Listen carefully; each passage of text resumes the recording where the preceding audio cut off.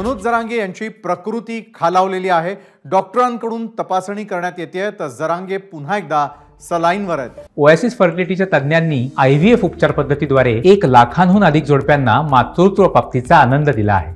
मोफत appointment book करण्यासाठी आजच संपर्क साधा। काल बीड दौऱ्यावरती गेल्यापासून अस्वस्थ वाटत असल्याचं जरांगेंनी सांगितलंय।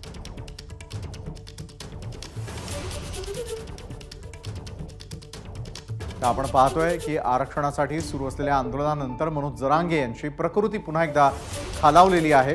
डॉक्टरांकडून तपासणी करण्यात आलेली आहे। जरांगे पुन्हा एकदा सलाईनवर आहेत।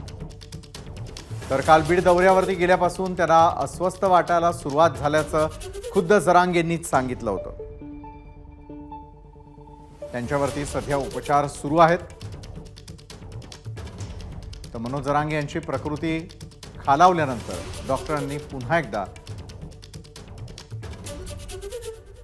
कृष्णा खिंडे आपले प्रतिनिधी या संदर्भात अधिक माहिती देत आहेत। कृष्णा, मनोज जरांगे यांची प्रकृती खालावल्याचं वृत्त आहे, काय नेमकं होत आहे?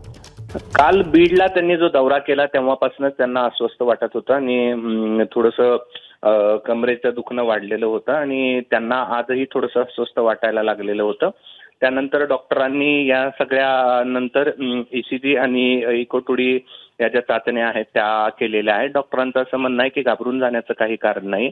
ऍसिडिटी त्यांची वाढल्यामुळे कदाचित त्यांना अस्वस्थ वाटू शकत असेल, मात्र तपासणी केल्यानंतर डॉक्टर च्या तब्येतीविषयी सगळी माहिती देतील। आता त्यांच्या तपासण्या या ठिकाणी सुरू आहेत आणि डॉक्टर या सगळ्या संदर्भात थोड्या वेळात स्पष्टता करतील की त्यांना नेमक्या कशामुळे त्रास त्यांचा वाढलाय। मात्र त्यांचं म्हणणं आहे की थोडं अस्वस्थ वाटत आहे आणि प्रवासामुळे त्यांना दगदग झाल्यामुळे अस्वस्थ वाटत असल्याचं त्यांनी कालच या ठिकाणी बोलत होते। नक्कीच धन्यवाद कृष्णा, आपण दिलेल्या सविस्तर माहितीसाठी। तर मनोज जरांगे यांची प्रकृती खालावलेली आहे, त्यांच्यावर उपचार सुरू करण्यात आलेले आहेत।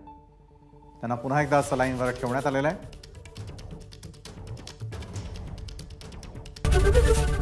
एबीपी माझा, उघडा डोळे बघा नीट।